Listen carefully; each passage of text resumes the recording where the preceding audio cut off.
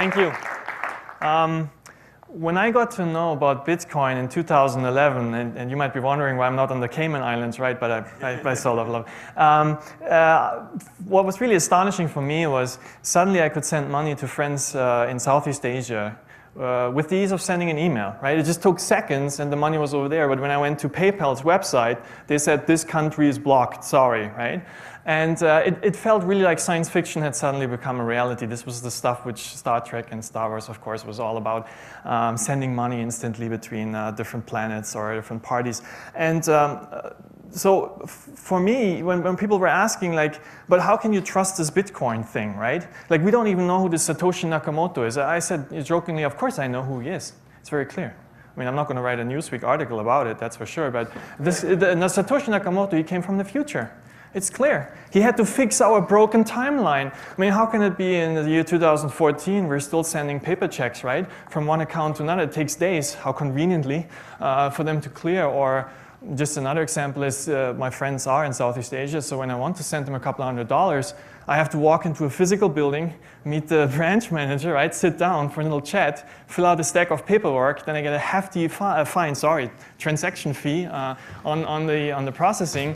And at the same time, I sit there with my iPhone, and I can see the real-time weather updates on Mars, right? So obviously something is absolutely wrong, and I would like to invite you today for this little thought experiment at the intersection between cryptocurrency and science fiction.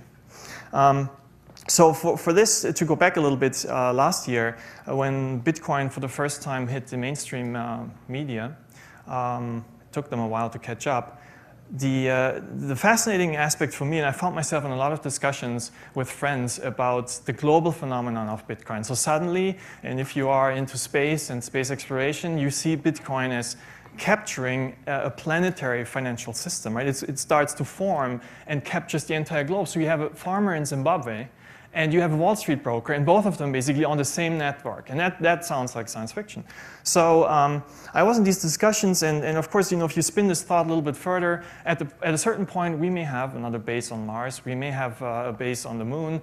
How would that work with Bitcoin? Right? And it becomes very quickly, it becomes clear that the moon is not such a problem. The moon is, you know, pretty close by in terms of light speed, but Mars is a totally different matter. Mars is too far away. It takes roughly 20 minutes, sometimes more, sometimes less, for communications to go just one way. And if you would do a transaction on Mars, that of course would be a disaster. You would sit there and freeze to death before you actually get the block confirmation. So it was clear that on Mars, someone would create a Marscoin. What else would they call it, right? But that was just a theoretical thought, and I gave up on that, and it's just, you know, it's out there in the future someday. But one other thing I was following very closely is SpaceX and the Mars One project, and maybe I have to relate a little or talk a little bit about this. There's currently actually 3 efforts underway to get us to Mars. And so some of you may know about this a lot, some maybe not, but there's the Mars Society did some amazing work under the brilliant leadership of Dr. Robert Zubrin, who's pushing or nudging NASA to get us there. Then there is SpaceX with Elon Musk, who said that he's going to retire on Mars, just not on impact. That was his words. And he's very serious about it. You can actually see his rockets beating all the records in terms of reusability and how much they cost. And then the most ambitious of our projects is the Mars One project. And the Mars One project is a nonprofit in the Netherlands. Started a few years ago. You probably have seen it in the news. It's people like myself who signed up. They had 200,000 people sign up for a one-way ticket. Obviously, when you start a colony, you're not thinking of returning usually, right? So it's a one-way ticket, but of course in the media it's a suicide ticket. Anyway, so for us colonists who want to go there, they had selection rounds already, and it boiled down to 1,000 people. This is the next big step, but the problem for Mars One is the funding. There's an estimate out there, it will cost between $6 to $20 billion, right? And so, well, you might say like $6 to $20 billion, that's like short change for our governments, right?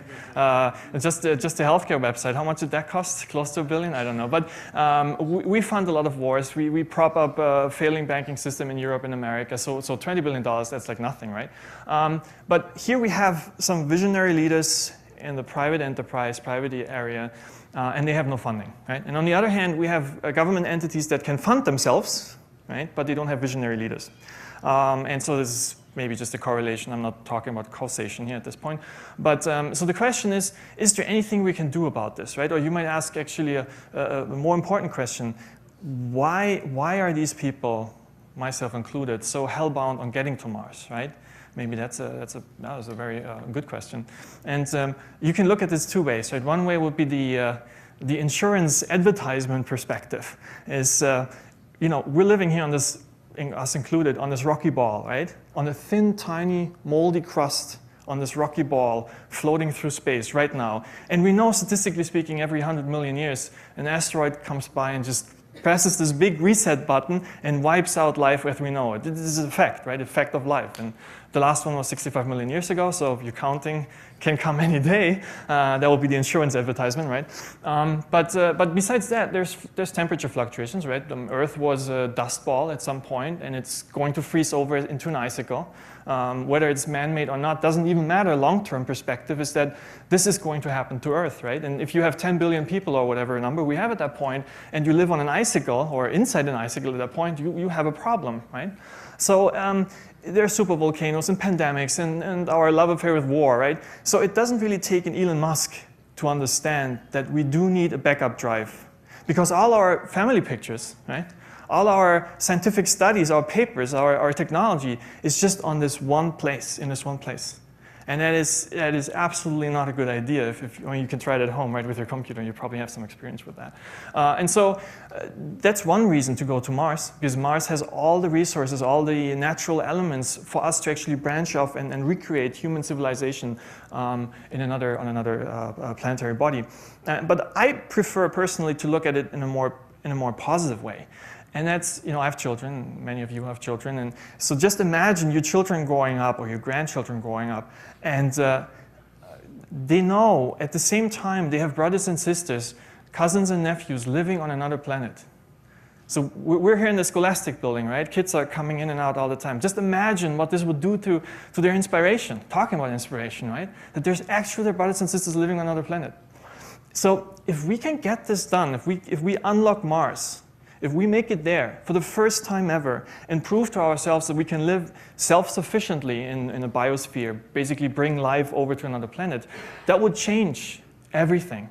It would, the amount of scientific progress, technological progress, economic growth, it's unfathomable. You can't even imagine it. And history up to that point will just feel like peanuts.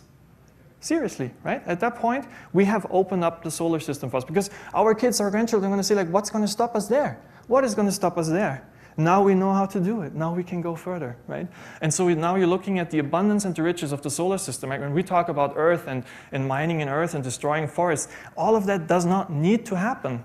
I mean, the asteroid belt is laughing at us, right? The gold prices are so high, relatively speaking, because we haven't yet pulled a big asteroid made out of gold to this planet. If we would drop it, immediately gold as a value storage system might dissipate, right?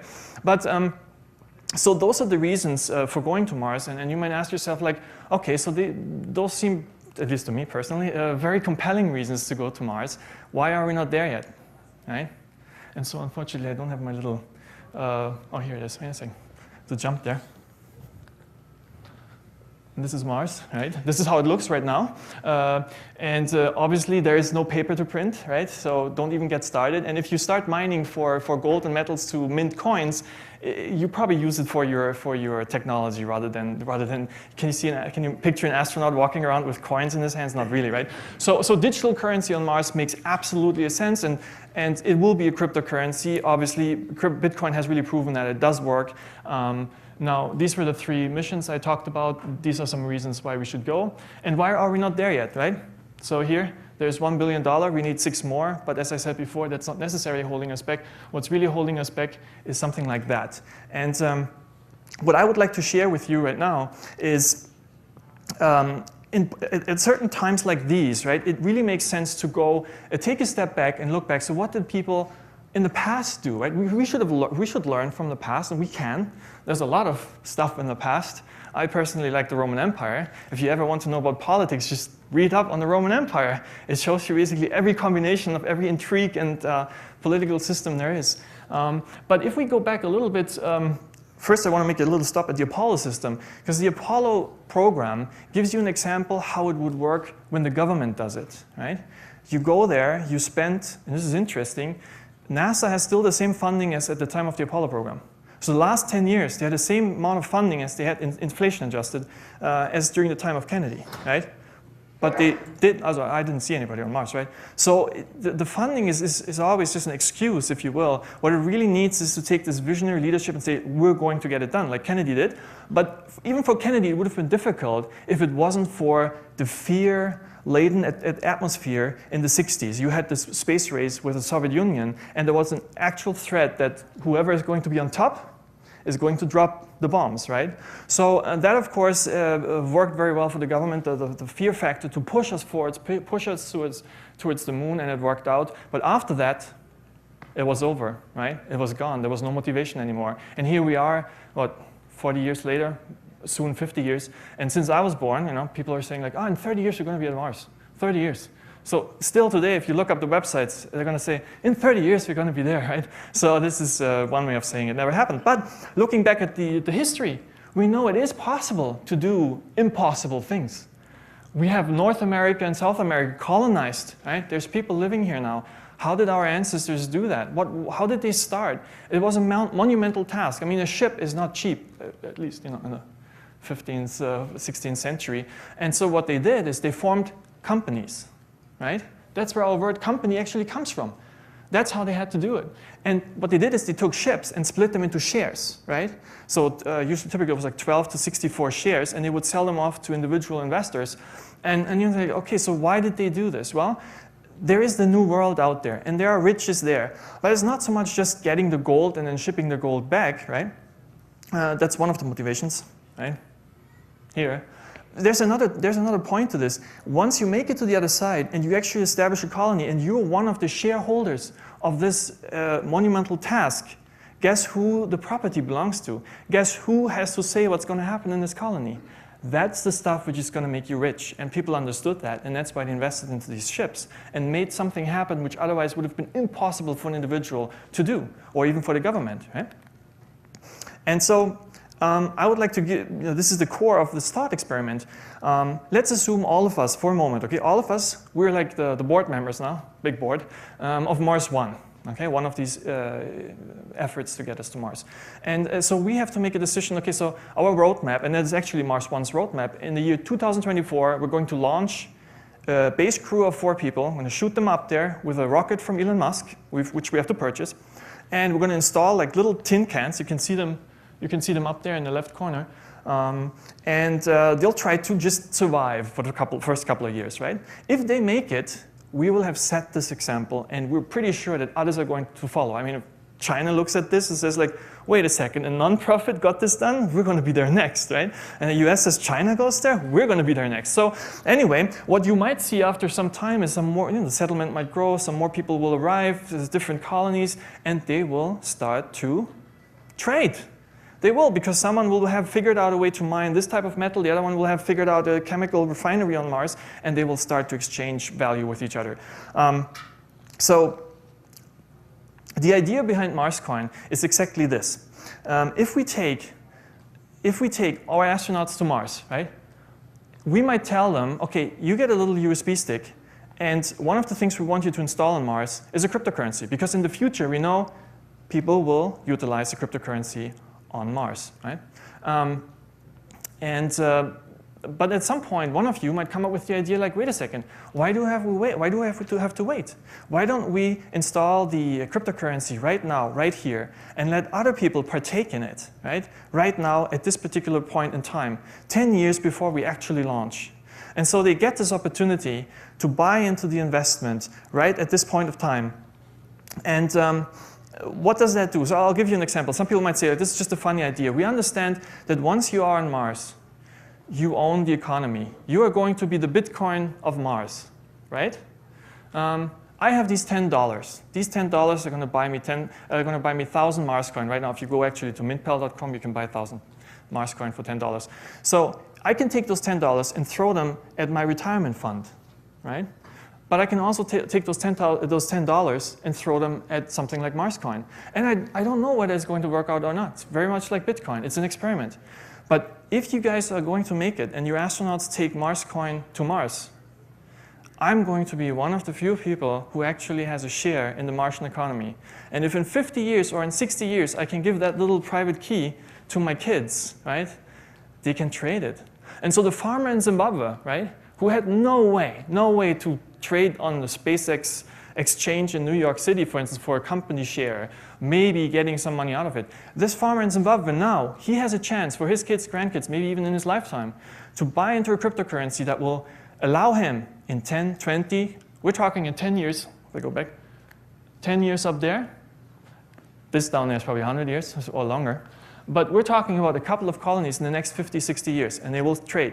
So whatever the Martian economy will be at that point in time, the Zimbabwean farmer will have a share in it. And if NASA comes along and says like, wait a second, this is great. You guys just found this, and you can look it up. There's these giant holes in the Martian planet. Have you seen those?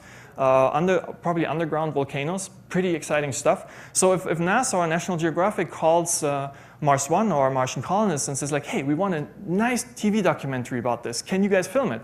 Then the Martian colonists are going to say like, yeah, sure, no problem. Who's going to pay us? How are you going to pay us, right? And National Geographic and NASA are going to ask the Zimbabwean farmer, hey, can we buy some of your Marscoin, right? And he's going to say, how many Bitcoins do you give me for that, right? So now we can see that there's ways we can incentivize privately space exploration on a grand scheme. And this is nothing, it sounds like a science fiction, but going back into history, we know this has been done before with gold, metal gold. And here we basically try to replicate it with a virtual gold, with a virtual cryptocurrency. And the coolest thing about this is it's not just an investment vehicle where we buy into it. We actually bootstrap our own colony. We make our own colony possible by allowing people to invest in it. So here's another nice picture. Right? This is how it's going to look like eventually after a couple of years, off from a Discovery TV station. What I really would like to focus for a moment is if you think that the technological challenges are too big, which I thought myself, like 5 years, 6 years ago, if I had heard this talk, I would have said like, this is nonsense, right? There's a beautiful book by Dr. Robert Zubrin, the founder of the Mars Society. It tells you detailed that we would have been able to go to Mars in the 90s. It was a plan submitted for NASA. NASA took the plan. Everybody was, yay, this is perfect. It's going to work. It's just going to cost us a couple of $1 billion. Then NASA, all departments piled up their requirements on top because everybody wanted to be part of this. And at the end, it was $500 billion, and the Congress said, no way. Right? So Dr. Zubrin lines out the cheapest way to get to Mars, and it's possible, between $6 to $20 billion. And there's an estimate by Dr. Robert Zubrin, actually, that if you think about 1 billion people in the developed world, right? 1 billion people, about 10% of them are enthusiastic about space. If we can get 10% of them to throw $1, $10, $100 at Marscoin, or they don't even have to invest in it, they just have to move their money through it, the amount of exchange valuation which Marscoin will create will increase the early stake, which we donated to Mars One. Right? So we have this donation which we're going to hand over in August at the Mars Society conference. And again, this is an experiment. We don't know whether it's going to work or not. They have their own funding models, but this would be an additional funding model for the entire globe, right? Anybody could partake in it. And of course, the closer Mars One keeps to their own roadmap, the more Marscoin is going to go up, because people will see like, hey, wait a second, the bottleneck of time where I have time to actually be part of this is closing, right? So I have to make this call now or never. And that will allow Mars One to actually purchase some of the rocket fuel or rockets or materials they actually are going to need. Yeah, and that basically is the idea behind Marscoin. Marscoin is not an altcoin in the sense we're trying to be just Bitcoin on Mars, right? That's our idea. And there's some other, this is a funny one. If you think some of the things I said are really far out there, if you just look at this, Lily Allen had enough Bitcoin. She could have bought a Falcon 9 just a couple of months ago with her Bitcoin, right? So it's all relative, it's all relative. The funny thing with Marscoin is if enough people believe in it, it will happen.